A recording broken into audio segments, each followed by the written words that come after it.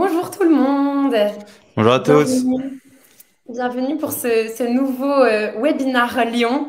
Je veux bien que pour commencer, vous utilisiez le chat qui est tout en bas à votre droite pour nous dire si vous nous voyez bien tous les deux, vous m'entendez bien et que vous voyez bien mes slides.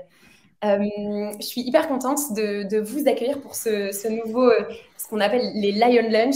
Pour celles et ceux qui ne sont pas encore familiers et familières, je crois qu'il y a pas mal de personnes pour qui c'est la première fois, donc même qui sont à l'Uni, donc qui connaissent quand même un petit peu Lyon, mais qui peut-être, enfin pour qui du coup c'est la première fois ces webinars.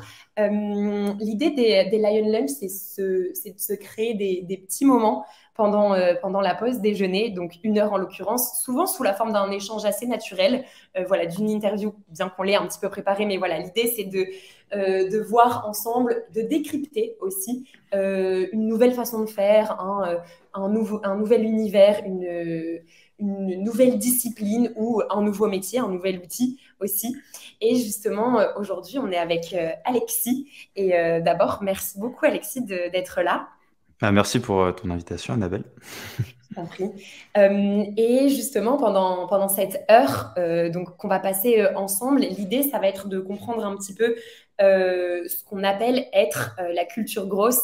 C'est vrai que là, je vois en l'occurrence qu'il y a une personne qui a suivi d'ailleurs la formation growth. Donc voilà, peut-être vous nous direz aussi votre niveau de connaissance de ce que c'est que le growth, mais je trouve, dites-moi si je me trompe, mais qu'on sait de plus en plus les métiers qu'on met derrière je dirais cette discipline, cet univers, mais on oublie bien souvent que le growth, c'est aussi et surtout un état d'esprit et que surtout le growth, ça incombe, c'est des actions, une stratégie qui direct rentre dans le périmètre d'action des entrepreneurs.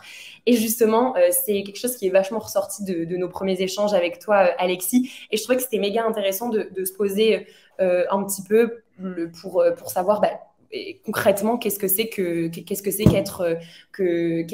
qu'entreprendre plutôt avec cet état d'esprit grosse, qu'est-ce qu'on met concrètement derrière. Et donc, vous allez voir, avec Alexis, on a divisé ce temps d'échange un petit peu en 3 parties. D'abord, comprendre quelles aventures entrepreneuriales tu mènes ou tu as mené, Alexis. Ensuite, ce que c'est que le growth, comme ça, on est sûr qu'on reprend des bases et voilà, qu'on pose des fondations solides derrière ce que c'est que le growth. Et ensuite, d'essayer de mêler ces deux axes-là, à savoir l'entrepreneuriat et la culture growth. Alors, je vois que vous m'avez répondu sur le chat. Ok, trop bien, parfait, vous nous entendez bien. Bonjour Iba. Alors, avant de rentrer dans le vif du sujet, je vais vous présenter quelques éléments. D'abord, peut-être sur moi. Moi, vous le voyez, c'est écrit Annabelle et Lyon. Je travaille chez Lyon depuis presque 2 ans et je suis responsable des formations métiers. Et là, pendant cette heure d'échange, je jouer la journaliste, donc en posant un certain nombre de questions à Alexis pour qu'on comprenne un petit peu mieux son parcours et voilà, pour réussir à capter un petit peu tous ces retours d'expérience liés à l'entrepreneuriat qu'il mène, mais aussi, et c'est super important, bien que vous avez compris, on a des questions qui sont prévues. C'est aussi un moment qui est là pour vous et surtout pour répondre à toutes les questions que vous pourriez avoir si, par exemple, vous vous lancez dans l'entrepreneuriat et que vous vous demandez un petit peu quelles actions growth mener. Alors, peu importe les raisons pour lesquelles vous êtes là, mais en tout cas, c'est important pour nous que vous interagissiez et surtout que vous vous sentiez très à l'aise de le faire. Et c'est pour ça, n'hésitez vraiment pas à utiliser le chat qui a tout en bas à votre droite. Je lirai les questions directement à l'oral en les posant à Alexis. Sur Lyon, je vois qu'il y a pas mal de personnes qui sont passées par des formations, donc vous connaissez déjà ce discours, mais pour vous en dire quelques mots quand même. Lyon, qu'est-ce que c'est? C'est une école qui propose des événements comme celui-ci, il y en a aussi un petit peu en présentiel, et aussi des formations qui décryptent tous ces nouveaux métiers, ces nouvelles façons de faire, ces nouveaux outils avec cette idée que je pense que vous en faites vous-même l'expérience, mais on vit dans un monde professionnel qui change absolument de façon permanente et il y a un peu 2 postures à avoir dans ce regard-là, dans cette conscience-là, attendre que finalement le changement ait un impact sur la façon dont on travaille, ou bien d'essayer de le comprendre en amont et d'en faire quelque chose de positif pour sa carrière et finalement de s'y épanouir. Chez Lyon, on fait, entre guillemets, pas ça n'importe comment. En tout cas, il y a un pilier qui est super important, et là, d'ailleurs, qui est retranscrit, je dirais, dans cet événement-là, c'est qu'on ne fait pas n'importe comment. Vous avez face à vous, que ce soit pendant des événements ou pendant les formations, des intervenantes qui sont des experts et expertes terrain. Qu'est-ce que j'appelle experts et expertes terrain? C'est des personnes qui sont entre guillemets dans le réel et qui ne sont pas seulement des profs qui vous parlent de théorie, de modèles, en fait, qu'est-ce que c'est que l'état d'esprit grosse. Mais là, en l'occurrence, par exemple, Alexis, mais aussi tous nos autres intervenants vont vous expliquer concrètement comment est-ce que ça se retranscrit dans leur vie professionnelle, avec un ancrage qui est très très fort dans la réalité, dans le but évidemment de vous inspirer, de vous donner à voir de comment est-ce que ça peut être mis en pratique dans la vraie vie, entre guillemets, en tout cas loin de celle de seulement juste des modèles et la théorie. On a, je ne vais pas rentrer dans le détail de tous évidemment, mais plusieurs programmes à date qui, vous le voyez, essayent de capter un petit peu ces nouveaux sujets du monde professionnel. Gross, Data, Product, Web3, qui d'ailleurs est le dernier programme qu'on a pensé chez Lyon, et voilà, peut-être plein d'autres à venir. Je vous ai mis la date de la prochaine plutôt, formation en gros qu'on proposait. Voilà, vous nous direz tout à l'heure un petit peu la raison pour laquelle vous vous êtes inscrit et inscrite à ce webinaire. En tout cas, si le gros est en réflexion chez vous, parce que voilà, soit vous voulez monter en compétence, vous voulez donner à voir sur différents experts et expertes, peut-être que cette formation peut vous intéresser. En tout cas, je vous mettrai en relation, et Céline aussi qui et dans le chat pourra vous mettre en relation avec des personnes chez Lyon qui s'occupent justement de vous accompagner dans les questionnements liés à votre carrière. Et bien justement, parfait, cette slide de présentation de vous arrive maintenant. Je veux bien que vous nous disiez à moi et Alexis comme ça, et Alexis dans ses réponses et moi dans mes questions, on pourra mieux cibler et être sûr que c'est pertinent pour le plus grand nombre d'entre vous. Donc notre question est simple, dites-nous un petit peu soit pourquoi vous êtes venu, est-ce que c'est par simple curiosité, parce que vous suiviez déjà peut-être les activités d'Alexis, notamment à travers peut-être son podcast Conseil de Grosse, ou le mouvement qu'il a cofondé Gross Hiring, ou peut-être que vous posez des questions pour potentiellement vous reconvertir ou aller vers le Gross. Dites-nous tout un petit peu d'où est-ce que vous venez. Alors, je vois des personnes qui sont en train de taper, je vous laisse un petit peu de temps.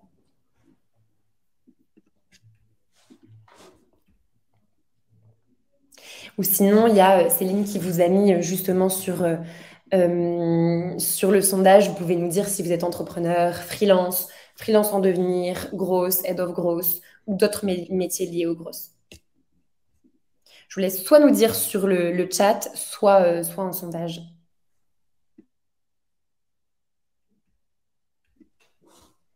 Alors, je vois qu'il y a des personnes qui mettent sur le sondage. Ok. Eric, donc, oui, fervent supporter de Lyon. Oui, du coup, parce que Eric est un alumni, au cas où vous n'aviez pas compris.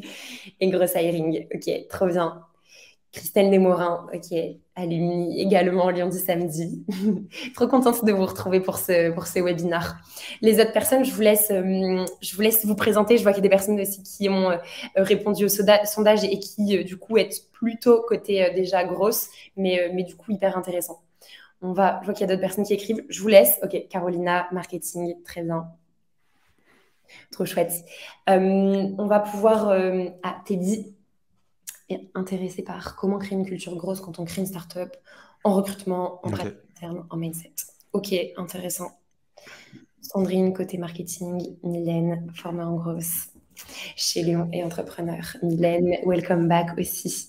Ok, intéressant. Donc des personnes qui sont déjà plutôt en poste de grosse Ok, très bien. Eh bien, on va pouvoir commencer avec le vif du sujet et ma première question pour toi, Alexis.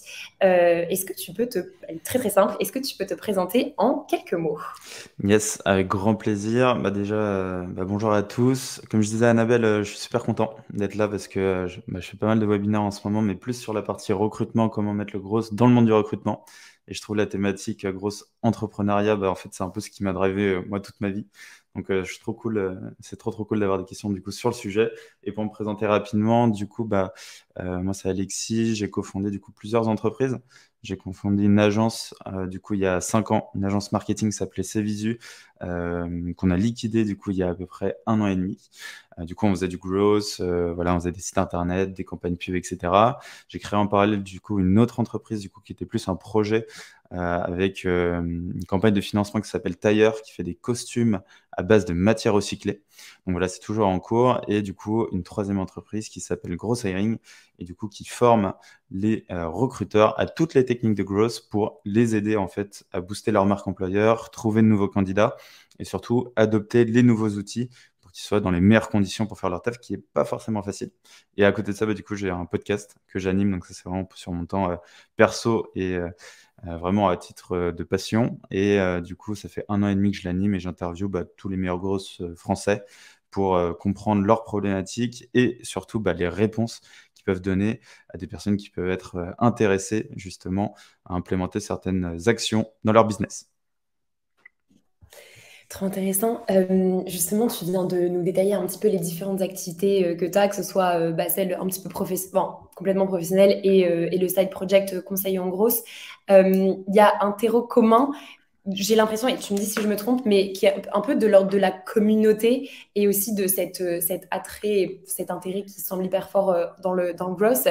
Est-ce que tu dirais que c'est ça qui conduit et un peu te drive dans tes choix professionnels ou c'est aussi finalement un peu les rencontres? Qu'est-ce qui t'a amené finalement à vouloir te lancer assez tôt dans l'entrepreneuriat et comment est-ce que tu choisis les activités dans lesquelles tu te lances? Ouais, du coup, en gros, je me suis lancé dans l'entrepreneuriat, moi, quand j'avais 18 ans, donc j'étais encore en école. J'étais en école de commerce et j'étais en échange à Madrid.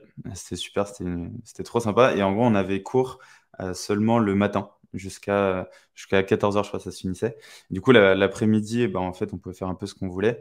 Et nous, on voulait faire des choses et puis surtout, on s'ennuyait un petit peu dans les cours qu'on apprenait. On voulait vraiment monter en compétence avec un pote. Et en fait, il s'est retrouvé que lui, il savait créer des sites internet. Et pourquoi, pour la petite anecdote, en fait, il traînait souvent dans des bars et en fait, il avait souvent des dettes dans des bars. Et du coup, pour rembourser ses dettes, il crée des sites internet. Donc, c'est comme ça qu'il est monté en compétence. Et moi, de mon côté, je faisais pas mal de vidéos pour l'école. J'étais responsable du pôle cinéma. Et du coup, à nous deux, on s'est dit, il y a quelque chose à faire. On faisait un petit peu de marketing en cours. C'était notre spécialité. Par contre, on apprenait genre zéro concret. Du coup, on s'est dit, bon, voilà, il faut qu'on implémente un petit peu, qu'on aille se former. Et du coup, c'était la bonne occasion de créer son agence. Donc voilà, un peu comment c'est venu, si tu veux, l'entrepreneuriat. Moi, de base, j'aime bien créer des choses. Tu vois, j'aime bien tout ce qui était Lego quand j'étais petit, tous les petits trucs un peu mécano, tous les trucs comme ça. J'ai aussi eu un beau-père qui m'a un peu mis dans le bain de l'entrepreneuriat parce qu'il m'expliquait comment lui, il arrivait à héberger des sites internet de son côté. Et en fait, c'était un business qu'il avait à côté de son travail. Du coup, il m'expliquait tout ça et moi, je trouvais ça fascinant en fait de pouvoir gagner de l'argent comme ça avec un ordi qui tourne. Et au fur et à mesure, en fait, tu l'as dit un peu, c'est des rencontres. Tu vois, c'est une personne qui est compétente sur un sujet, tu sens que c'est complémentaire, on a un peu une vision qui est alignée. Voilà, on va se lancer, on va tester ensemble pour monter en compétence. Donc souvent, c'était en vrai toujours des bonnes rencontres qui ont fait que ça marche. Le premier business, tu vois, j'étais pas très aligné. On n'avait pas une vision très forte. Souvent, c'est le premier business pour monter en compétence et souvent celui qui se foire et qui se casse la gueule. Et du coup, en fait, dès qu'on n'a pas une vision et une mission qui est très forte, et souvent ça va s'essouffler ou il faut retrouver ça et c'est très compliqué. Et après, par contre, les autres business que j'ai montés, là, il y avait toujours une mission et une vision super forte. Par exemple, sur la partie costume, notre but, c'était de dynamiser un peu le monde du costume qui est très ancien, l'image aussi qu'on a du costume qui est assez vieillotte, et d'en faire du coup un produit aussi éco-responsable et qui soit disponible en location. Parce que typiquement, un costume, souvent, on va l'acheter, je sais pas, pour un mariage, on va le porter une ou deux fois, aller dans l'année.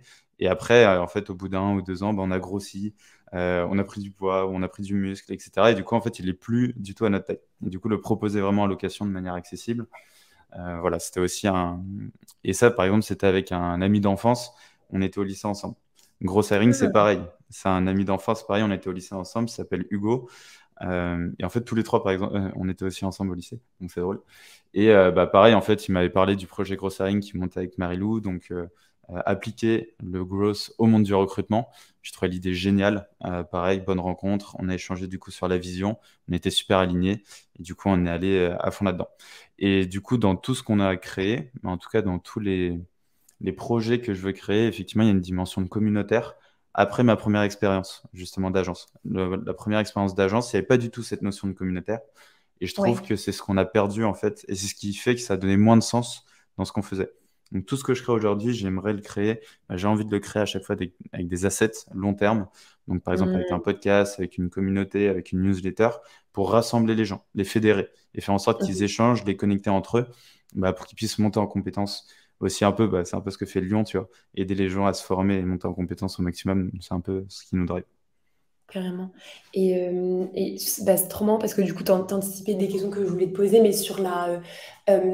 tu vois, sur la partie bâtir une communauté, en fait, ce que j'ai l'impression, c'est que du coup, toutes les réflexions qu'il y a derrière, c'est un peu de révéler des problèmes ou, tu vois, des besoins que ce genre de communauté peut avoir, enfin, du personne individuelle, et d'en créer un espèce de truc commun et collectif. En l'occurrence, là, sur le dernier mouvement, tu vois, Gross Hiring, où les gens de la communauté, c'est des personnes qui recrutent et qui peuvent rencontrer des problèmes et à qui, du coup, vous parlez et vous faites cette formation, enfin, pas une formation, vous faites cette pédagogie de leur donner finalement avoir de conseils growth.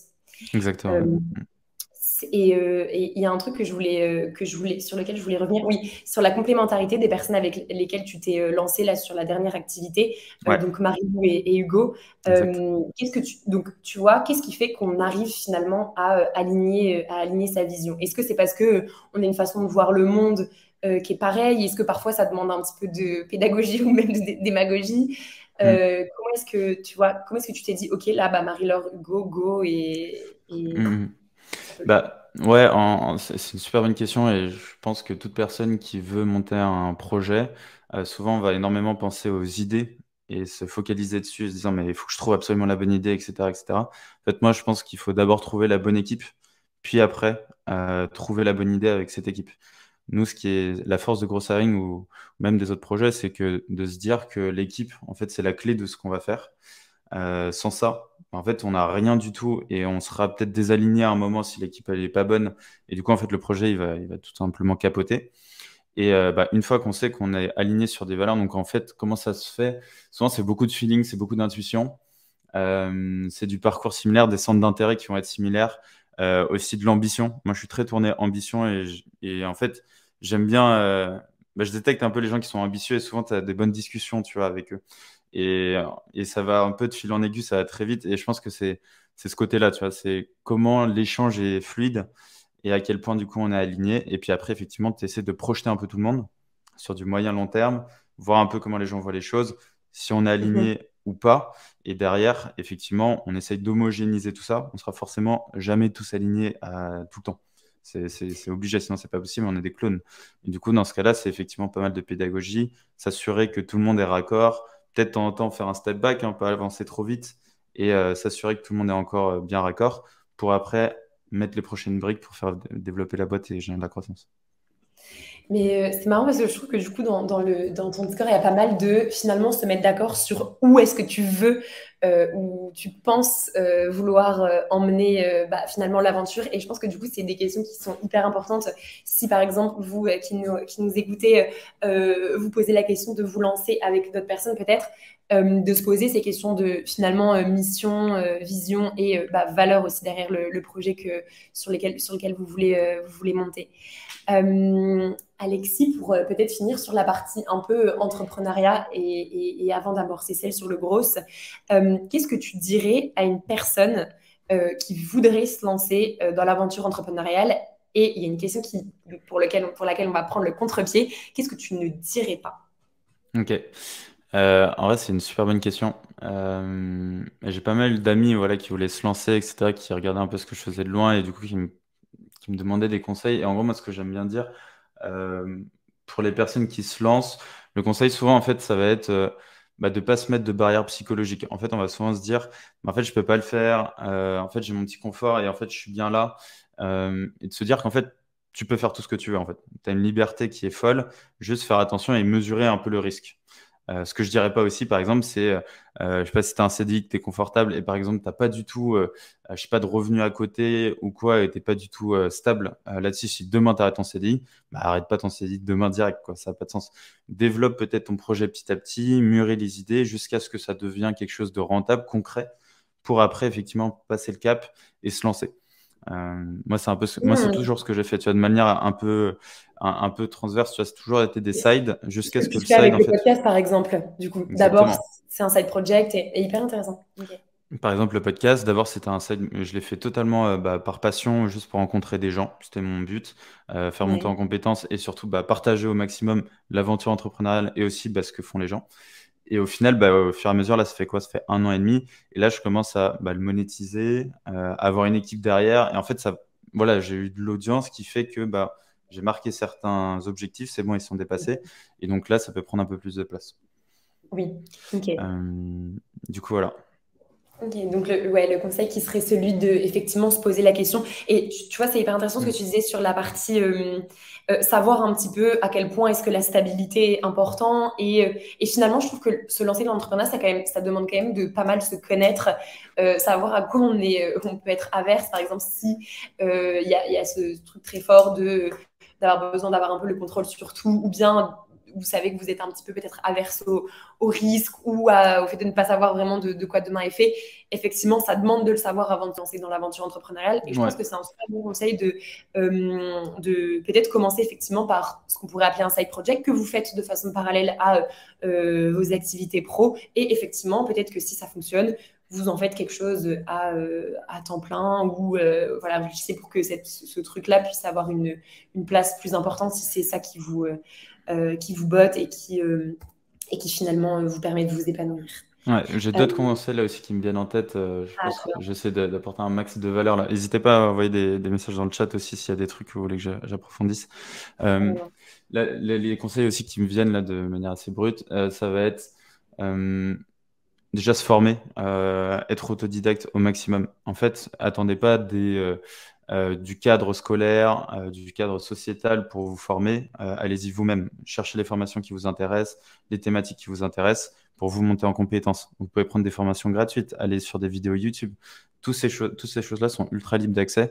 Juste, faut bien prendre du temps pour se former là-dessus. S'entourer de personnes qui sont déjà dans l'entrepreneuriat ou qui veulent se lancer. Ça, c'est quelque chose qui est super inspirant, notamment d'imiter un peu ce que font les personnes que vous admirez. Naturellement, en fait, vous allez pouvoir atteindre ces résultats grâce justement à ces relations que vous créez avec eux. Je pense que ça va être important aussi de savoir que c'est pas forcément facile, qu'au début on n'a pas les résultats et c'est pas le schéma classique, on va dire, où levée de fonds direct, etc., investisseurs. En fait, il y a différents types d'entrepreneuriat.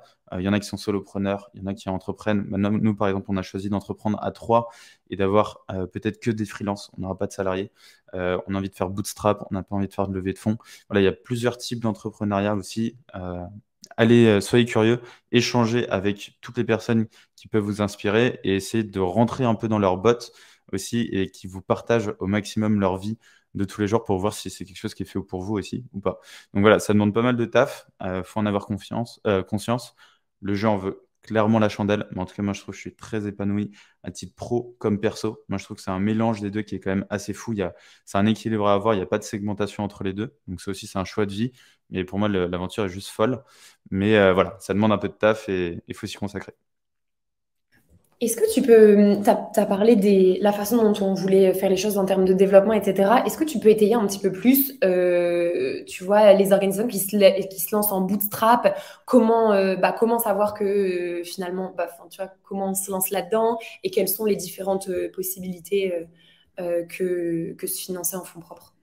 Ouais, du coup, bah, en gros, il y a différents types d'entrepreneuriat. L'entrepreneuriat qui est, je pense, assez accessible et simple à mettre en place, ça va être indépendant, tu vois, indépendant ou freelance. C'est pas très compliqué, il n'y a pas trop de coûts de structure, on n'est pas trop imposé. On peut se lancer et créer sa boîte du jour au lendemain, donc ça met vraiment un jour. C'est pas une expression. Et vraiment, là, du coup, il y a des opportunités qui peuvent aussi être faciles à accéder. Par exemple, via Malt, Fiverr, via LinkedIn. Voilà, c'est facile en fait de se lancer là-dessus. Par contre, ça va être compliqué de trouver peut-être un peu ses premiers clients et difficilement, et souvent c'est une quête qui est un peu seule. Parce que du coup, tu es tout seul et tu es un peu une pièce en plus d'une société qui va faire appel à toi et qui demain fera peut-être plus appel à toi. Donc, je trouve que il y a beaucoup de freelance et d'entrepreneurs freelance et indépendants, qui au bout de 1 an et demi, 2 ans, se rendent compte que bah, en fait, ils ont un style de vie qui est ouf, qui est malade, parce qu'ils peuvent voyager un peu partout dans le monde, ils sont digital, etc. Par contre, ils n'ont pas construit quelque chose et il leur manque peut-être une mission ou un truc un peu plus grand à aller chercher. Donc, je dirais que ça, c'est la première step pour toucher un peu au monde de l'entrepreneuriat. Deuxième, ça va être de s'associer. S'associer, moi, je trouve que c'est trop bien parce que du coup, ça permet de confronter des idées, de célébrer les victoires ensemble, d'avoir aussi des défaites ensemble. Et du coup, je trouve en termes d'état d'esprit et d'aventure entrepreneuriale, c'est super Mhm. enrichissant. Moi, je trouve ça trop, trop bien. Et du coup, bah là, il y a plusieurs possibilités. Soit tu crées une boîte bootstrap, donc effectivement, tu pars sur fonds propres. Tu te dis, j'investis, je sais pas, je dis n'importe quoi. Moi, ma première boîte, j'ai investi 500 euros chacun. Sur des boîtes, j'ai investi 100 euros.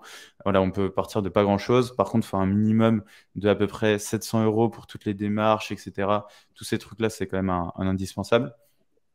Et une fois qu'on a ça, bah, soit on trouve justement un business qui génère du cash facilement et rapidement sans beaucoup de coûts. Par exemple, toute la partie digitale, ça marche très bien. Une agence market, en fait, on n'a pas beaucoup de coûts de prod. Coût de production, c'est son temps, c'est du service qu'on vend. Ça va être un peu des outils, donc c'est des coûts fixes qui sont pas non plus énormes, pas démentiels, par rapport au revenu qui va être généré. Donc, dès la première année, en fait, on peut être positif. À l'inverse, sur du produit, sur des choses un peu plus physiques, où j'ai besoin d'un restaurant, je sais pas, d'un local, j'ai besoin d'acheter des produits. Mais en fait, les marges, elles sont très faibles, les coûts, ils sont assez élevés. Il faut faire beaucoup de volume et du coup, là, c'est plus compliqué Mhm. d'être rentable. Donc voilà, il y a plusieurs possibilités de business, donc il faut vraiment réfléchir aussi, je pense, au style de vie que vous voulez Mhm. avoir. Nous, par exemple, avec Gross Hiring, on a choisi un business qui est totalement digital. Les formations, on fait tout en ligne pour pouvoir en fait avoir la flexibilité de, bah, si nous, là, par exemple, avec Hugo et Marilou, on est parti un mois tous ensemble à Rio, juste pour profiter d'être en mode team building et travailler comme des fous là-bas. Et en fait, on peut. Et ce qui Euh, vous permettait de aussi continuer vos activités et effectivement. Ok. Totalement, tu vois. Et on a une grosse flexibilité. Et après, derrière, bah, dernier truc, c'est tu as les levées de fonds, investisseurs, etc. Je pense que c'est des gros projets. Souvent, ça va être des projets plus Mhm. sociétals qui demandent beaucoup de fonds. Donc là, en vrai, c'est des business qui sont assez, je trouve, je suis assez admiratif de ça, tu vois. Ces personnes, tu vois, qui ont vraiment une vision, qui vont dire, voilà, moi, je veux que dans 3 ans, on soit 200 personnes, qu'on va révolutionner le marché de l'immobilier. Franchement, tu vois, Mhm. moi, je trouve que c'est des gens qui ont une patate et une niaque assez forte Mhm. et qui veulent dédier leur vie à ça, tu vois. C'est ultra honorable. Par contre, il faut avoir en tête que, bah, effectivement, c'est un style de vie où ton Ouais. business va y prendre énormément d'importance et peut-être du stress, peut-être être certaines choses qui vont, en fait, Tu dois mettre euh, un peu de côté. ouais, c'est ça. En fait, tu vas faire beaucoup de sacrifices perso. En tout cas, tu risques de faire beaucoup de sacrifices perso, vu la croissance et vu, tu vois, le management que tu dois avoir et la structure que tu crées. Donc voilà.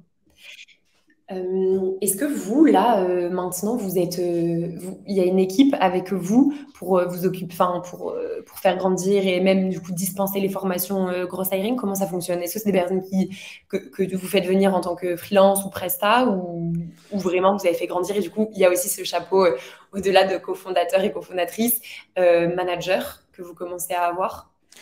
C'est une très bonne question du coup pour remettre dans le contexte pour Gross Hiring. Gross Hiring, en gros, de base, c'est une communauté. Donc, c'est une communauté de 2500 recruteurs qu'on forme et qu'on veut éduquer du coup aux méthodes Growth, Market et Sales, en gros. Donc ça, il y a le côté communautaire qui est totalement libre d'accès. Ensuite, on a une brique formation, donc une plateforme de formation en ligne en mode e-learning, plus un bootcamp qu'on a mis en place spécialement conçu pour les indépendants. Donc c'est les bootcamps d'1 mois. Et ensuite, on a créé du coup une autre type de formation qui est plus du coaching, de l'accompagnement, où là, on va du coup accompagner les entreprises. Ça va être des cabinets, des ESN, des startups, des scale-up, des grosses boîtes, à implémenter ces process dans une transition un peu au changement en fait dans les process et méthodes de recrutement. Et finalement, il y a une dernière branche là qu'on est en train de développer. Et là, du coup, en fait, chacun va être à la tête d'une branche au final.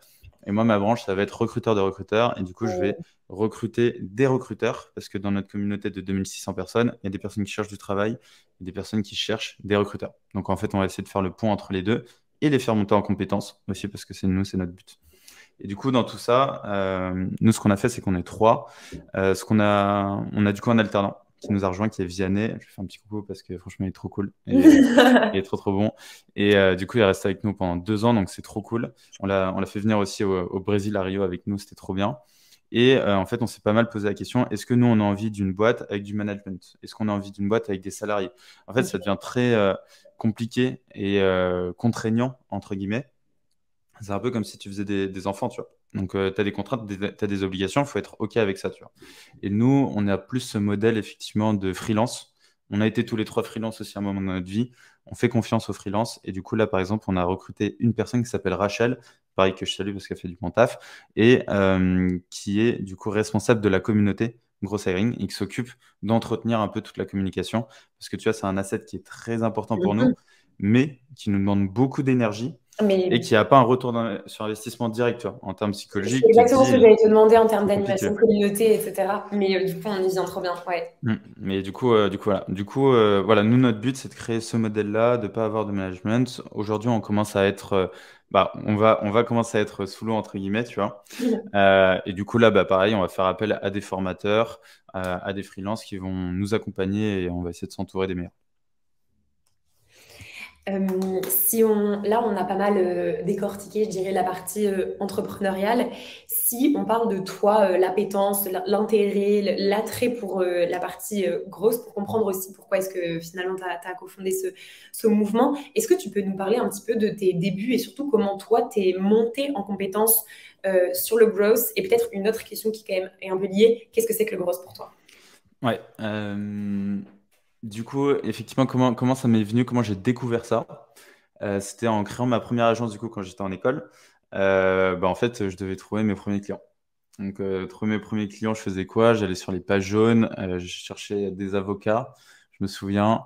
J'appelais les numéros fixes des avocats, je me prenais des bâches partout et je galérais en fait. J'étais vraiment en galère. Et moi, je m'occupais de toute la partie commerciale. Et du coup, au fur et à mesure, j'ai compris que les pages jaunes, en fait, on pouvait scraper les pages jaunes.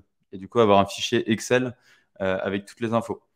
J'ai compris que en fait, les avocats, c'était bien, mais il y avait une base de données qui était LinkedIn où je pouvais scraper davantage de personnes, enrichir leur numéro portable et pas me taper des fixes. Et du coup, aller plus vite. J'ai découvert aussi que en fait, appeler au téléphone chacun, en fait, c'est beaucoup lié à ton temps. Moi, j'avais peu de temps et du coup, j'ai cherché une solution pour automatiser certaines actions, notamment des messages LinkedIn ou des mails. En fait, ça se fait naturellement en me disant comment je peux optimiser ce que je fais et comment je peux faire en sorte de gagner du temps. Je suis très axé productivité, si tu veux, moi, un peu dans mon mindset. Et du coup, ça m'a totalement. En fait, ça a été une évidence de se tourner un peu sur le gros, du coup, dans la création de ma boîte. Et au fur et à mesure, en fait, on s'est retrouvé à 6 personnes sur la partie dev. Moi, j'étais seul sur la partie commerciale. Et du coup, en fait, j'étais obligé, si tu veux, de faire le taf de 3, 4, 5 sales à moi tout seul. Du coup, j'avais des robots qui Oui. tournaient, j'avais du coup plein d'automatisation partout. En fait, c'est comme ça que je suis rentré dedans. Et après, du coup, j'ai formé un peu des gens, justement avec l'agence, pour mettre ça en place. Donc pour moi, en fait, le growth, c'est quoi? C'est comment tu vas réussir à générer de la croissance avec très peu de moyens. Donc, avec très peu de ressources et surtout générer beaucoup d'impact. Comme tu l'as dit au tout début, et ça c'est ultra vrai, et même nous là on va remettre l'accent sur Gross Hiring là-dessus pour évangéliser absolument le mindset gross.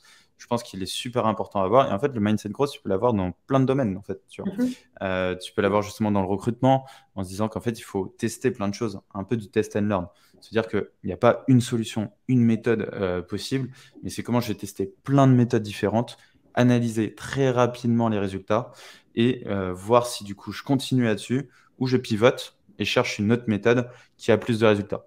Et je suis tout le temps dans l'expérimentation. Et c'est trop cool, je trouve, en termes d'état d'esprit et même d'enrichissement intellectuel, ça te permet en fait de tester plein de nouvelles choses, d'être super curieux et d'être créatif aussi, tu vois. Et c'est vrai, et franchement, nous, c'est ce qu'on dit pas mal dans nos formations, ce truc super fort de, bah ouais, en fait, le gros, il y a une grosse partie, en fait, il n'y a pas de recette miracle, et parfois, c'est un peu Mm. frustrant pour nos promos de mesurer qu'en fait, nous, on va pas forcément leur donner le truc qui va finalement débloquer la croissance dans l'entreprise, mais que c'est pas mal de tests. Mais du coup, est-ce que, enfin, tu vois, dans la mesure où, bah là, en l'occurrence, toi, où en fait, tu étais tout seul sales, il y a évidemment des contraintes liées au temps, au budget, et du coup, en fait, parfois, les tests, on n'a pas forcément. Enfin, tu vois, il y a aussi un peu des limites. Et du coup, moi, je me demande, est-ce que toi, tu avais. Parce que finalement, je me rends compte que c'est un truc dans lequel tu as l'air de bien te sentir, en tout cas, qui correspond à la façon dont tu aimes bien travailler. Mais est-ce que du coup, tu avais une façon d'organiser tes tests qui a peut-être un peu changé les trucs? Mais tu vois, est-ce qu'il y a un cadre qu'il est important de s'imposer pour se dire qu'en fait, les tests et finalement l'état d'esprit grosse qui est celui d'expérimenter, de tenter des choses et de se dire, OK, bah là, je pivote parce que ça fonctionne pas. Tu vois, quel cadre on pourrait donner à ça pour être sûr que finalement c'est profitable et ça atteint l'objectif qu'on souhaite? Ouais, de manière très pratico-pratique, comment je mettrai en place, tu vois, ces tests. Je ferai un Notion, du coup, moi j'utilise pas mal Notion. Mhm. Donc voilà, une sorte de tableau où, dans lequel je vais avoir, du coup, sur la première colonne, la liste de mes expérimentations. Je dis n'importe quoi. Faire un post LinkedIn, envoyer des mails à des dirigeants, créer un live LinkedIn, etc., ce genre de choses. Ensuite, Ouais. je vais mapper sur le funnel art où est-ce que ça se situe. Est-ce que c'est de l'acquisition, de l'activation, rétention, revenu, etc. Bon, vous connaissez un peu la chanson. Ouais. Ensuite, je vais essayer de lister trois choses avec la méthode ICE. En gros, c'est ICE. En gros, c'est des mots en anglais, mais pour le traduire, en gros, c'est à quel point ça va avoir de l'impact sur mon business d'une échelle de 1 à 10. Ou 1 à 100 comme vous voulez, mais c'est plutôt 1 à 10, moi que je fais, c'est plus simple. Échelle de 1 à 10, est-ce que ça va être easy, donc facile à mettre en place? Ouais. Et est-ce que ça va être réalisable? Est-ce qu'on pense que ça va être réalisable au final? Et donc au final, lorsqu'on va noter l'ensemble de ces informations, du coup, imaginons que j'ai 10, 10, 10 partout. En fait, j'ai une expérimentation qui va être tout en haut parce que je sais qu'il va y avoir de l'impact, que ça va être facile à mettre en place et ça va être réalisable. Du coup, ça me permet en fait de mapper, de prioriser en fonction des informations que j'ai mises et du coup, derrière, bah, de pouvoir dérouler mon plan ma stratégie et mes actions. Une fois que j'ai mis en Mhm. place ces actions, j'essaye à chaque fois d'avoir un objectif. Donc, je mets un objectif. Est-ce que c'est prendre des rendez-vous? Est-ce que c'est augmenter le nombre de followers? Est-ce que c'est, je dis n'importe quoi, avoir plus de trafic sur mon site internet? Et une fois que j'ai mappé mon objectif, j'analyse les résultats au bout d'une semaine, 2 semaines. Tout dépend un peu de l'expérimentation. Et en fait, on se pose à chaque fois et on regarde si ça a marché, ça n'a pas marché. Pourquoi ça n'a pas marché? Super important. Pourquoi ça a marché? Pareil, super important pour le répliquer. Et une fois qu'on a tout ça, bah, soit on relance d'autres expérimentations, soit on pivote. Et voilà, on réajuste à chaque fois. Et tu vois, justement, cette partie analyse des tests qui ont fonctionné, enfin, pour se dire que finalement, ça n'a pas fonctionné, etc., est-ce que tu trouves que c'est important de direct intégrer, en tout cas très tôt, intégrer le fait d'être super proche des chiffres et, tu vois, de tout le temps bah, analyser ça avec l'extraction de certaines datas, etc. Évidemment, pas se perdre surtout, mais à quel point tu trouves que c'est important d'avoir ce côté proche des chiffres pour faire enfin, pour savoir si finalement cette action-là fonctionne, à quel point est-ce qu'on continue à aller dedans.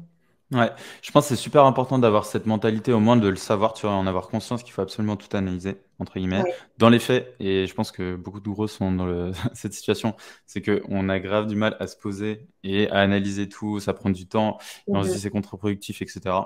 Et même moi, tu vois, je suis un peu biaisé et de temps en temps, j'analyse pas bien, tu vois, tout ce qu'on fait. Mais je pense que c'est important, en fait, de se mettre un rythme, une rigueur qui va être, je sais pas, toutes les 2 semaines, j'analyse les Ouais. résultats, tu vois. Mhm. Ou tous les mois. Tous les mois, c'est encore trop. C'est peut-être un peu trop, tu vois. Je dirais plutôt toutes les 2 semaines.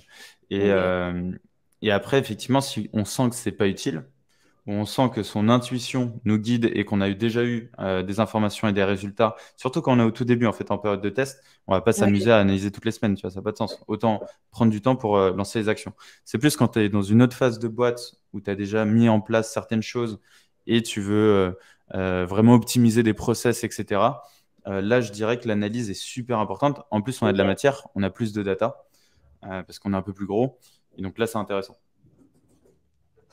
Ça me je voulais nous poser une question. Oui, pardon. Sur les modèles dont tu as parlé, le modèle est du coup une méthode de priorisation, le funnel AARRR, qui en fait, du coup, schématise. Parfois, il est pensé, tu me diras d'ailleurs ce que tu préfères comme illustration. Parfois, il est pensé comme un parcours.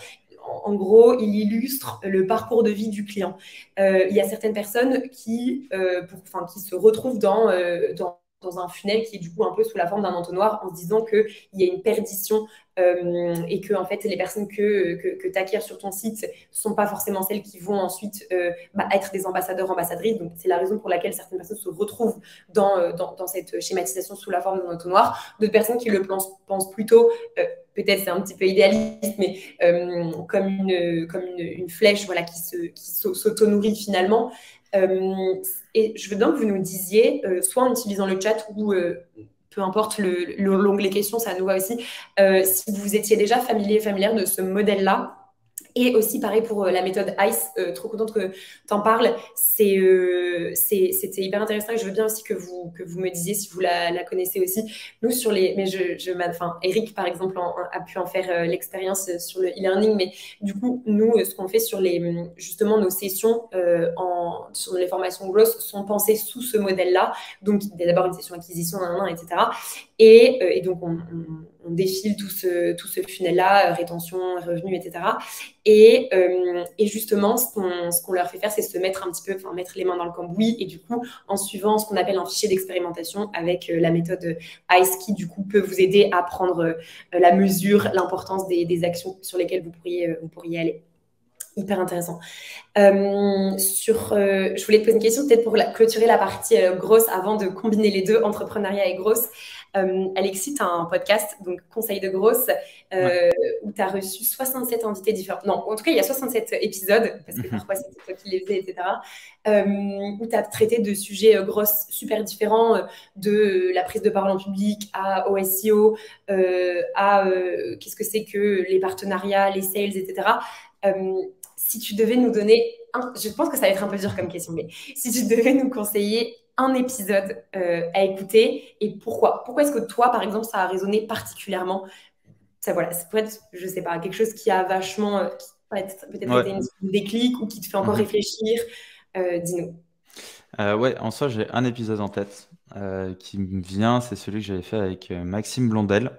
Pour ceux qui le connaissent pas, il a créé The Secret Company qui est devenu The Quest. The Secret Company, en gros, c'est un groupe avec plein d'agences. Et pendant 3 ans, en fait, ils ont lancé des boîtes tous les plus 3 mois ou 6 mois. Donc, c'est assez ouf. Hein, c'est un peu un startup studio. Et ce que j'ai trouvé ultra pertinent, en fait, on a fait un épisode sur comment faire un bon storytelling. Et en fait, le début de l'épisode, et c'était assez drôle parce que, en gros, il disait que le gros hacking, c'est un peu pour les nuls. Et j'ai dit, ah, trop bien, l'accroche était folle. Et de base, en fait, on voulait aller sur un autre sujet. Et il m'a dit, en vrai, moi, j'ai une vision du gros hacking qui est un peu différente et j'aimerais bien la partager. J'ai dit go. Et cet épisode, il m'a un peu marqué parce qu'effectivement, je trouve qu'il dit un truc qui est vrai, c'est que le gros hacking, souvent, on va vouloir le mettre un peu trop tôt dans nos business. C'est-à-dire qu'on va vouloir direct, je sais pas, aller chercher ses premiers clients et du coup, tout automatiser. Envoyer des séquences à droite à gauche. On va vouloir, tu vois, mettre en place des process très vite, essayer de gagner du temps. Et en fait, c'est pas ça forcément, tu vois, au début. Au début, il vaut mieux créer du coup une communauté qui va être forte. Vaut mieux créer un bon storytelling, un why qui va être super fort aussi et aller chercher en fait tes premiers clients à la main, tu vois. Tu vas à la main, tu fais tes appels, tu te confrontes au marché. En fait, c'est comme ça que tu apprends, tu vois. Et au fur et à mesure, petit à petit, tu commences à mettre un peu de growth là-dedans pour aller plus vite sur des tâches que tu as déjà faites, qui sont à faible valeur ajoutée pour toi, pour te concentrer sur d'autres tâches à haute valeur ajoutée pour développer ta boîte. Du coup, j'ai trouvé ça trop bien. Le côté storytelling, super important. Je pense que c'est vraiment la base d'une boîte et il faut genre zéro le négliger. C'est la première chose à mettre en place. Ok, et du coup, si c'est le podcast, en tout cas, du coup, les conseils qui ont plus résonné pour toi, comment est-ce que comment est-ce que vous avez réfléchi du coup avec tes deux autres cofondateurs au why, à la création de la communauté et au storytelling de Gross Hiring, si tu veux bien nous raconter cette histoire-là. Ouais, ouais, de fou. Trop bonne question. Tu vois, le why, les missions, vision, valeur et tous les trucs comme ça, souvent on veut aussi les chercher très tôt. Tu vois, et se dire, ah putain, il faut absolument qu'on l'ait, etc. Et en fait, c'est un peu un truc qui se construit, tu vois. C'est un peu comme une relation amoureuse, tu vois. Il y en a, ils tombent directement amoureux, ils savent où est-ce qu'ils vont aller, etc. D'autres, en fait, tu construis quelque chose, tu vois. Finalement, et du coup, derrière, tu commences à t'aligner et être d'accord. Mais en fait, c'est un peu pareil, tu vois, dans cette relation d'associés et la vision, mission, valeur. C'est qu'au début, tu l'as pas forcément, et plus tu avances, plus tu te confrontes au marché, plus tu échanges avec des gens, plus ça donne du sens et ça te nourrit, et plus tu sais où tu veux aller, tu vois. Donc au Est-ce que tu début, te nourris aussi de la façon dont ils ont capté ce que toi, tu voulais faire, etc. Je comprends carrément. exactement, même ton positionnement que toi tu as et que tu veux, et ben en fait, le positionnement perçu, au final, il est totalement différent, tu vois. Et en fait, tu as totalement une décoloration de ton image. Et au final, bah, ça n'a pas de sens, tu vois. Soit tu réalignes et tu essayes de remontrer cette image que tu veux défendre, ou soit tu essaies aussi de te réaligner vis-à-vis du marché en fonction des besoins, tu vois. Il y a beaucoup de choses qui rentrent en compte. Du coup, nous, de notre côté, en fait, on est parti de base d'un truc qui est très simple. Se dire que on veut former les recruteurs à toutes les techniques growth pour qu'ils soient dans les meilleures conditions, tu vois, pour faire leur travail. C'était vraiment le but de la communauté. Et en fait, c'est toujours ça, tu vois. Le but de la communauté, c'est de transmettre de la valeur, transmettre nos connaissances. Et même dans tout ce qu'on a fait en général dans nos business, tu vois, que ce soit avec mon podcast, c'est exactement la même, les mêmes valeurs, tu as la même vision un peu là-dessus. Marie-Lou, tu vois, par exemple, elle a une newsletter sur le gros appliquée au monde des PME. Du coup, tu as une newsletter avec 4500 dirigeants. Pareil, en fait, elle fait de la formation et de l'éducation. Hugo, il était pareil dans la formation dans les écoles, etc. Donc, en fait, c'était évident pour nous. Donc, ça, on l'a toujours gardé et on l'a mis, du coup, dans le monde du recrutement. Et après, plus on avance, plus on se rend compte que ça change. Et tu vois, aujourd'hui, un peu notre vision, et toujours on la construit, tu vois, on n'arrête pas de la construire et tout ensemble. Mais un peu la vision qu'on a, c'est que le futur du recrutement, c'est plus tu vois, là, aujourd'hui, c'est du sourcing un peu automatisé, ça va être de l'inbound, etc. Et ça a marché, tu vois. L'inbound, je pense qu'il y a beaucoup d'avenir. La marque employeur, c'est évident. Et en fait, nous, l'avenir qu'on voit plutôt au recrutement, c'est plutôt la mise en relation et la création de communautés, tu vois. On a vu qu'en créant une communauté, en fait, ça a un impact de fou. Et surtout, bah, en fait, tu as les meilleures personnes qui veulent se former et qui ont la niaque et qui sont passionnées par leur sujet, tu vois. Et du coup, nous, notre idée, ça serait euh, de capter en fait l'ensemble des communautés existantes et de leur trouver à tous les membres de ces communautés le bon emploi, le bon taf qui correspond à ce qu'ils veulent pour qu'ils aient la vie de rêve en fait qu'ils souhaitent avoir et pas être piégés dans un schéma classique où ils sont pas heureux en fait dans leur taf, tu vois. Nous, c'est super important pour nous. Du coup, tu vois, ça s'améliore et c'est une autre dimension. Mais du coup, c'est quelque chose qui se crée au fur et à mesure. Ok. Et justement, on a pas mal parlé sur la partie création de communauté. Vous, dans le mouvement, donc Gross Hiring, il y a des recruteurs et recruteuses. Ouais. Euh, Franchement, là, je pense que c'est la question que tout le monde aurait envie de te poser. Comment est-ce qu'on fait pour créer une communauté dans la mesure où, tu sais, un peu l'impression que c'est comme les réflexions sur, tu vois, qu'ont pu rencontrer Airbnb ou voilà, tout ce qui fonctionne sur le truc très fort de communauté où en fait, tu vois de la valeur au moment où elle existe. Mais Ouais. du coup, il faut forcément des premières personnes. C'est un peu ce truc de voilà, qui arrive en premier, le fou de la poule. Mais du coup, tu vois, comment est-ce qu'on nourrit quelque chose enfin, tu vois, comment est-ce qu'on fait comprendre la valeur de quelque chose qui n'existe pas encore. Mhm. Je sais pas à quel point tu as le droit et tu peux et tu veux partager un peu enfin, comment est-ce qu'on crée une communauté, mais si tu as des petites billes de réflexion, ce Ouais, serait... à fond, mais avec grand plaisir pour partager tout ça. De toute façon, je pense que l'avenir des business, ça va être les communautés. Donc, j'espère qu'il y en aura plein. Donc, à fond pour partager. En gros, l'idée pour moi, c'est les étapes pour créer une communauté. Première étape, c'est avoir du coup un why super fort. Le pourquoi les gens doivent rejoindre cette communauté, pourquoi elle est indispensable et pourquoi ça va leur apporter de la valeur. Ça, c'est super important. Deuxième étape, c'est comment tu vas réussir à le communiquer en termes de bénéfices. À quel point, tu vois, ça va être quelque chose de bien pour le quotidien de cette personne et du coup qu'il faut qu'elle rejoigne. Donc ça, c'est lié, tu vois, mais c'est plutôt transmettre ce why en communiquant.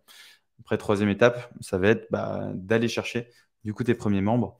Donc là, tu peux mettre en place des messages LinkedIn, tu peux faire des posts, tu peux envoyer des mails, tu peux expliquer qu'il y a déjà tant de personnes dans la communauté, voici les bénéfices que tu vas avoir, et du coup, bien onboarder les personnes dans cette communauté. Erreur qu'on avait faite au début, l'onboarding n'était pas bon, tu vois, chez Grossaring.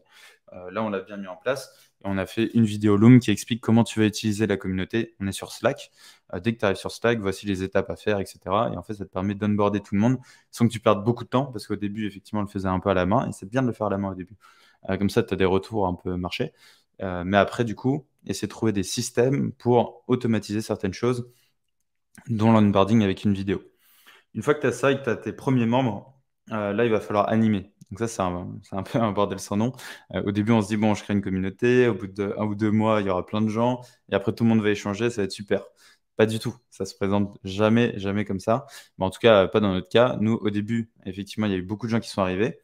Ça a commencé à échanger, mais en fait, si il n'y a pas une personne qui anime la communauté, donc nous, on était trois à animer la communauté au début, et ben en fait, la communauté, elle meurt. En fait, les gens, ils vont pas y aller d'eux-mêmes. Donc, il va falloir mettre en place des sondages, mettre en place, poser des questions, faire en sorte qu'il y ait des rencontres, mettre en place des rituels dans la communauté, des rituels quotidiens. Tu vois, là, par exemple, il y a certaines choses qu'on va de nouveau mettre en place. Donc, j'en parle là, et d'ailleurs, on y a pensé hier, tu vois, donc c'est tout récent. Mais il va falloir qu'on mette en place plus de tables rondes, des ateliers pour répondre à toutes les problématiques de la communauté, créer du lien. Souvent, en fait, les communautés, elles sont très digitales où tu vas taper un peu, tu vois, tu vas écrire des messages. En fait, les gens, ils veulent rencontrer d'autres gens, avoir une approche humaine, etc. Donc ça, il va falloir remettre cette dimension-là, tu vois, dans le côté communauté qu'on a créé. Et une fois que tu as animé tout ça, faire en sorte que tu aies des ambassadeurs. Donc des personnes qui vont qui vont faire part en fait du mouvement, faire part de la communauté, qui vont avoir des responsabilités, qui vont aussi animer tout ça et qui fassent en sorte que ce soit un collectif, tu vois, vraiment un groupe et que ça s'auto-gère, auto-alimente. Oui, le meilleur modèle finalement, c'est quand vous avez plus besoin de faire ce travail que vous avez fait au début. Évidemment, vous le faites parce que voilà, ça reste quand même quelque chose que vous aimez, mais Ouais. voilà, que vous faisiez au début avec les premiers membres, le mieux, le meilleur modèle, c'est quand ça s'auto-nourrit, quoi. Est-ce que du coup, on peut peut-être répondre à la question de Teddy, j'avais une autre question sur la communauté, mais on pourra la prendre après. Alexis, ta vision de la communauté, qu'est-ce que c'est? L'objectif premier, c'est d'avoir des early adopters qui valideront ta proposition de valeur, qui bêta-testeront tes nouvelles features, ou en prio, qui recommanderont ton produit à d'autres. C'est quoi le plus important pour commencer? Hyper bonne question. Mhm, mhm.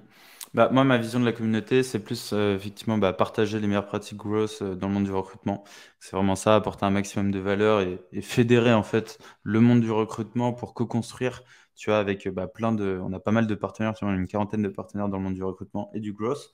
Donc, mêler ces deux mondes en fait et ensemble bah, co-construire les nouvelles méthodes de recrutement de demain, tu vois, et faire de la veille sur ces sujets. Donc voilà, après, la partie objectif de la communauté, en fait, on a plein. Euh, de base, l'objectif, tu vois, au début, c'était étude de marché. Tu vois, nous, c'était en fait se dire est-ce que ce qu'on veut apporter au monde du recrutement, ça a du sens et est-ce qu'il y a quelqu'un qui serait prêt et qui serait intéressé par ça? Donc là, tu vois, en fait, on a eu entre guillemets, notre marché qu'on a créé et qu'on a mis au même endroit et on leur a posé des questions, tu vois, de manière très simple en les embarquant dans l'aventure et en leur expliquant notre vision. Ensuite, bah, plus tu avances, plus en fait, ta communauté, elle te sert, mais à tout. En fait, c'est un asset long terme qui est ultra puissant. Tu vas développer, je dis n'importe quoi, une nouvelle offre, et bah, tu vas pouvoir la mettre à la communauté. Tu vas organiser des événements, et ben en fait, tu vas faire des événements pour la communauté. Tu vas faire des apéros, tu vas retrouver tout le monde.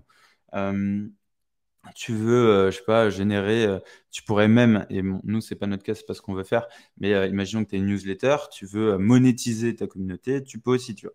Et en fait, ça devient un asset long terme qui est ultra puissant. Par contre, il faut en prendre vraiment soin. Les gens sont pas dupes, il faut en faire quelque chose, il faut que ce soit d'abord quelque chose de sain avant d'en faire quelque chose business. Et souvent, c'est l'erreur que font beaucoup de boîtes. En fait, ils ont un business et ils se disent, ah, il serait trop bien d'avoir une communauté et de faire du chiffre avec cette communauté. Bah non, en fait, si tu pars déjà de cette optique, genre c'est foutu, tu vois. Il faut d'abord que tu aies vraiment une vision, un why et quelque chose qui apporte de la valeur aux gens. Et après, tu réfléchis dans un second temps à quels sont les bénéfices que tu peux en tirer et encore que ce soit toujours des bénéfices communs pour eux comme pour toi. N'hésitez pas si vous avez d'autres questions sur la partie plutôt communauté.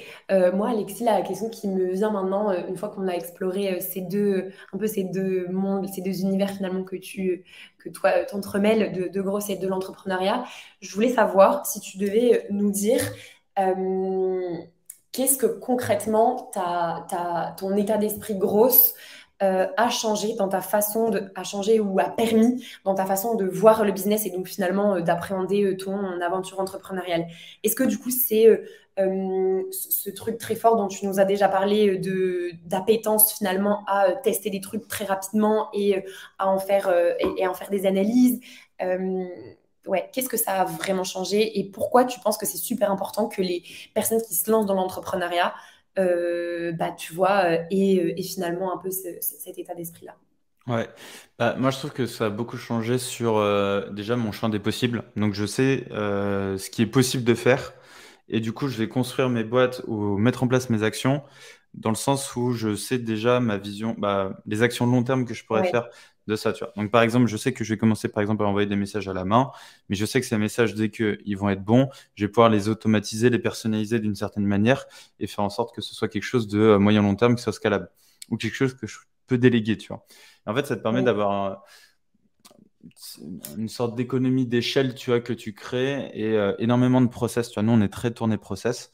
C'est dès qu'on met en place un truc qu'on fera plus de 2 fois, et ben en fait, on le process dans notre Notion. Notre Notion, c'est vraiment le cerveau de notre boîte. On est très carré là-dessus. Et du coup, en fait, tout est écrit, tout est processable, délégable, tu as si besoin. Et du coup, ok, en vrai, ça te fait gagner, je trouve, un temps monstrueux. En termes de productivité aussi, je trouve que c'est vraiment top. Et surtout en termes de mindset. Et je trouve que l'entrepreneur, en fait, est assez relié, tu vois, aux grosses, parce qu'il a ce mindset justement d'expérimentation, d'échec, de résilience à fond. Et en fait, ouais, c'est clair. moi, c'est le truc qui m'a beaucoup aidé, en fait, de pouvoir accepter l'échec, tu vois, entrepreneurial. Euh, en fait, c'est comme le gros, tu vois. Le gros, tu auras des échecs, c'est sûr. Sauf que tu as l'échelle est beaucoup plus petite parce que le gros, tu expérimentes beaucoup plus rapidement. Moi, entrepreneur, la première boîte que j'ai créée, finalement, ça a été un échec, tu vois, au bout de 3 ans et demi. C'est pas forcément un échec, mais c'est un apprentissage énorme. Mais du coup, en fait, ça te remet cette dimension-là et te remet aussi un état d'esprit de, bah ouais, en fait, c'est juste une expérimentation qui n'a pas marché, tu vois. Clairement. Oui, oui, carrément. Et il y a un peu aussi ce que tu t'es repris quand tu as dit échec et tu as dit Hmm. apprentissage, parce que finalement, enfin, je sais pas, mais j'ai un peu ce truc où je me dis que les échecs t'apprennent parfois plus Ah que ouais. les fois où ça se passe très très bien, finalement. En fait, c'est Ouais, cool t'as des quand ça se boîtes. passe bien aussi. Mais Je crois ouais, que c'est ça, ça je nous crois que c'est apprend chez moins. Google en plus. Je crois que c'est chez Google. Je crois qu'ils veulent, ils préfèrent avoir des gens qui ont raté des boîtes que des gens qui ont Ah oui? réussi des boîtes. Ouais. Plus Ah c'est ok, Google c'est ou intéressant. Microsoft. Mais parce qu'effectivement, c'est vrai que tu apprends beaucoup plus. Tu vois. Si tu Ah réussis tous oui, les trucs, en fait, tu sais pas exactement. T'auras pas appris, qu'est-ce tu qui a vois, en bien gros. fonctionné? Ouais, Après, tu tu peux prends moins de répliquer. recul, Ouais. je dirais, en fait, Hmm. C'est ça. Ouais. Hmm. carrément. Alors, je vois qu'il y a quelqu'un qui a mis quelque chose sur le chat. Ok. Frédéric qui demande quelle est la différence de l'approche grosse et lean startup pour toi? Ouais, du coup, je sais plus qui a écrit ça, c'était Eric, je me souviens plus son nom de famille. Mais du coup, le Lean Startup, effectivement, c'est ça, ça va être de tester, expérimenter, soit pivoter ou soit du coup se remettre dessus, quoi, en gros, réutiliser la même expérimentation. Pour moi, en soi, c'est assez similaire. En vrai, honnêtement, c'est assez similaire. Moi, ce que je vois vraiment dans le gros, ce qui est particulier au gros, ça va être le fait d'avoir du coup les funnels, mapper des funnels art. Parler, tu as vraiment d'acquisition, etc. Et Lean Startup, il va être très tourné entrepreneuriat. Et le gros, pour moi, il va être beaucoup plus tourné concret, tu as sur le mapping du client, du prospect ou du candidat pour nous, tu as dans le monde du recrutement. Eric Reis, exactement, c'est ça. Mhm. Trop fort. Je voulais te poser une autre question. Je vois qu'on a un tout petit peu dépassé, mais c'est vrai que la communauté a pas mal guidé, je m'en rends compte maintenant, cet échange. Est-ce que toi, tu fais partie, au-delà de, évidemment, la communauté Gross Hiring, tu fais partie de communautés qui t'aident à finalement te nourrir de sujets qui te plaisent? Désolée, et si c'est pas les communautés, comment est-ce que tu fais? Est-ce que tu suis par exemple des newsletters, d'autres podcasts voilà, qui te permettent de continuer à monter un petit peu en compétences? Dis-nous tout. Ouais, du coup, communauté, grosse hiring à fond là-dessus. Mmh. D'ailleurs, Plus en si tu veux, je, plus, hein. je pourrais partager le lien de la communauté pour les gens que ça intéresse, Carrément. si vous voulez. Sinon, Gros Hacking France, j'aime bien. Gros Hacking, en fait, il y a Gros Hacking le Slack et Gros Hacking France, si je dis pas de bêtises, le forum, qui sont très cool. Ensuite, sur YouTube, qu'est-ce que je suis? Scalesia, ils font du très bon contenu. Shubham, je kiffe ce qu'il fait. Yoann Leonardi, j'ai pas trop regardé, mais je sais qu'il fait du très bon contenu, très côté tu sais, macro, théorique, etc., qui est super intéressant. Ok. Et, euh, et en soi, c'est tout. En gros, moi, j'essaie aussi de me former au maximum. Donc, tu vois, je vais aller sur du Udemy, aller me former là-dessus, aller choper des formations grosses. Tu vois, je vais aller là-dessus. Et en fait, aussi payer une formation. Aujourd'hui, je suis beaucoup plus dans cette optique-là que de perdre du temps à rassembler de l'info. En fait, Hmm. plus j'avance, plus je me dis, en fait, tu payes le luxe d'avoir en fait de l'information qui est centralisée au même endroit. Ça se trouve, cette info, tu pourrais la retrouver partout sur Internet. En fait, tu vas mettre, je sais pas, 6 mois à apprendre, ouais, de prendre un mois vraiment focalisé dessus. Même le fait d'avoir payé, ça t'oblige à te former, tu vois. Tu dis, ah, j'ai payé, donc tu as un peu ce Ouais, truc, ce biais psycho. Voilà, moi, je suis plutôt pour plutôt me former. Ouais. ok, trop bien. Et ben, je pense que ce sera ce mot de la fin. Merci beaucoup tout le monde. Je vois que vous réagissez un petit peu sur le chat. Merci beaucoup Alexis d'avoir partagé tout ce que finalement d'avoir fait un peu. C'est une traque de rétrospective de ce que voilà, qu'est-ce qui finalement t'a animé et t'a conduit à créer les différents business et même mener ce side project que tu mènes aussi. On voit qu'il y a un très fort attrait à la communauté, évidemment, un intérêt super fort aussi sur le gros. Tu nous as dit que tu nous partagerais. Ah bah trop bien, le lien de la communauté. Je viens de le partager, du coup. Nickel, trop fort. C'était super intéressant. J'ai passé une très très bonne pause-déj. J'espère que vous aussi. On se dit à très vite, j'espère, pour un prochain Lion Lunch. D'ailleurs, le prochain est dans 2 semaines, pareil, sur l'heure du midi. Et on réfléchit avec un intervenant ou une intervenante sur des nouveaux sujets qui peuvent potentiellement vous plaire. Je vous dis à très très vite et je vous souhaite une très très bonne après-midi. Au À revoir tout très le monde. vite. Prenez soin de vous Merci et si vous avez encore, des questions, Alexis. n'hésitez vraiment pas. Dispo Carrément. sur LinkedIn à fond. Salut, ciao, ciao. Salut!